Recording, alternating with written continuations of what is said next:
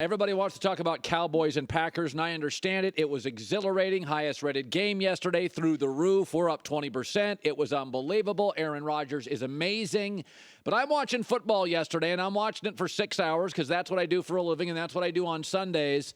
And here's the three names I kept thinking about and how good it is for the NFC, how good it is for the NFL: Dak, Wentz, and Goff. Yeah, I know Aaron Rodgers was great. Aaron Rodgers is always great.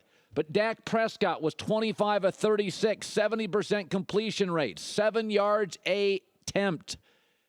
First downs, advantage Dak. Passing first downs, Dak. Third down efficiency, better than Aaron, Dak. Fourth down efficiency, 3 for 3, Dak.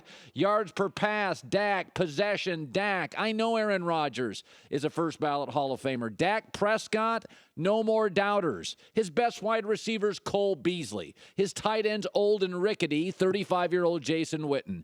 Dez Bryant can't separate. Terrence Williams can't catch. And here's Dak Prescott. A lot of doubters out there. I was one of them initially. And I'm thinking to myself, do you know how lucky you are in Dallas? Look around the NFL. How long has it taken Miami to replace Marino, and Denver to replace Elway, and the Jets to replace Namath? Between Terry Bradshaw and Big Ben, it was 20 years of Bubby Brister. Chicago, Sid Luckman, and 67 years of waiting. Detroit, 2 quarterbacks, franchise history that can play: Bobby Lane and Matt Stafford. Cleveland, 60 years after Otto Graham, still crying in their beer. Cowboys, you've got a quarterback for the next 15 years.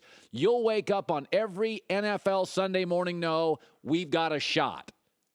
By the way, let's turn our attention to Jared Goff. How good was he? Seattle's defense is relentless. It's the best defense in year 2 that Jared Goff has ever faced. He was outstanding for the most part. His completion percentage wasn't great, but his offensive line protection was so-so. He's nimble in the pocket. You're not going to complete 65, 70% against this Seahawks pass rush and secondary.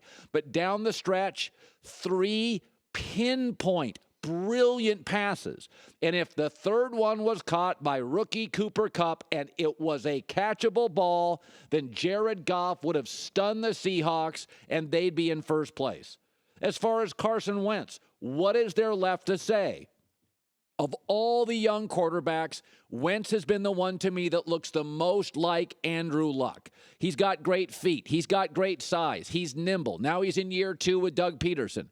Listen, I'm looking around right now. Wentz, Prescott, Goff.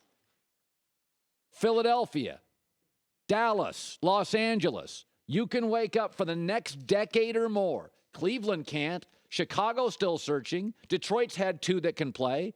They went 20 years between Bradshaw and Big Ben.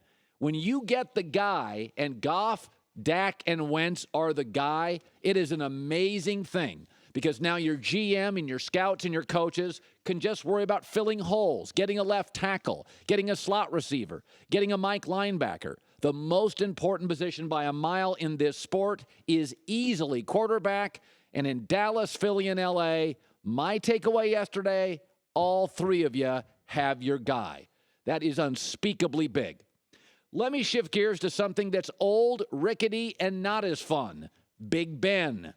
You know when you're breaking up with somebody and they start dropping hints, all you have to do is listen. They say stuff like, I'm not feeling it, and it's not you, it's me. Yeah. By the way, yesterday, Big Ben dropped, it's not you, it's me. People will tell you what they think.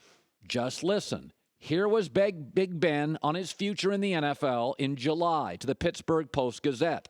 It's 14 years. That's a long time. I think the average life expectancy in this league is 3 years, maybe 3.5. Now, I've been blessed to do this a long time. I think it's just seeing my kids growing up. I don't get the time with them. In the off season, I love spending time with them. And then I come here in football season. It just takes up so much of your time. Listen, he's telling you. He's not locked in. He's not into Mike Tomlin. He's been bashing him for 2 years. He's not into these stars, Antonio Brown. He's been telling you that for 2 years. He told you in the preseason, I like hanging out with my kids. With Tom Brady, it's different. He's got the right head coach. He's got the right system. He doesn't have diva wide receivers. So Tom Brady drives to work near Foxborough, and he's energized in the offseason, and he's energized going to the stadium. Big Ben's telling you, I'm not into this stuff. I'm old. I'm beat up. The culture in the locker room doesn't work for me. It's too young. It's too diva. I don't like Tomlin. Maybe I'm just don't have it anymore. It's the breakup, man. He's telling you. It's not you, it's me. Big Ben has been sending us signals for a long time. He has checked out. Dave Wannstedt, a Pittsburgh guy, coached in the NFL, got friends in the NFL, was on our show Friday, and he noticed it in the offseason. Just think of his psyche. So now he says, you know what? I'm going to go back. I'm going to go back and play because we have a chance to win a Super Bowl. So he comes back, and Le'Veon Bell is holding out, okay? And then a few incidents with Antonio. And then, he comes out and says he didn't sleep the night before the national anthem thing. So I just think there's been multiple things, and he's not playing good. If you start talking retirement, and you're thinking retirement, you're halfway retired. So my takeaway in review, Big Ben, he's dropping hints. It's over. It's 1 foot out the door. Maybe a new coach won't happen in Pittsburgh. Maybe moving on from some of these divas, it's not going to happen. Long-term deal for Antonio Brown would change it. But the combination of I'm getting old, I'm beat up, I'm not into this coach, I'm not into the stars, I'm not into this current culture, he's telling you, man, it's over. He is completely checked out. He'll play some good games the rest of the year. They've got talent.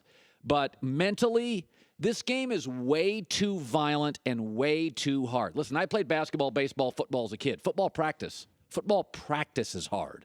I hated football practice, and I was the quarterback. I was the one that didn't get hit. I was the one that got to wear the red jersey. It's not any fun. Baseball practice is a blast. It's warm, shag balls in the batting cage. Basketball practice is the most fun if you have the right coach, a little cardio, shooting jumpers, layups. Soccer practice, I've had step kids in that. That's fun. Football practice is hard.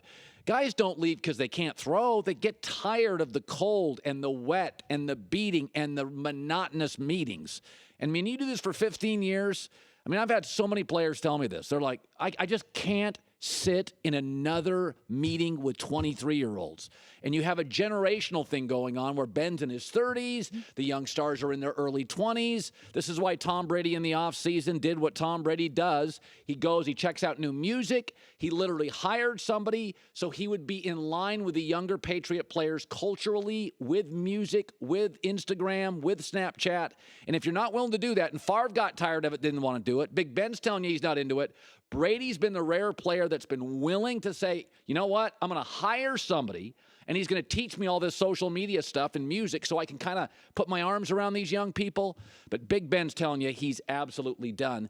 And as I started saying, I got to tell you, Wentz, Dak, and Goff, I don't care if they won or lost. I don't care. Wentz is the real deal. Goff, I'm sorry, he sat in that pocket, and there were arrows flying in every direction. He was terrific for much of the day. And Dak Prescott, love him. I know Aaron Rodgers is great. Dak blew me away yesterday. Started strong, then he slumped. 17-play drive late. So much fun. Thanks for watching. Subscribe here to get the latest from the show. Also, be sure to check out more of the best clips from The Herd, or go watch a few segments from the newest show on FS1, First Things First, with Chris Carter and Nick Wright.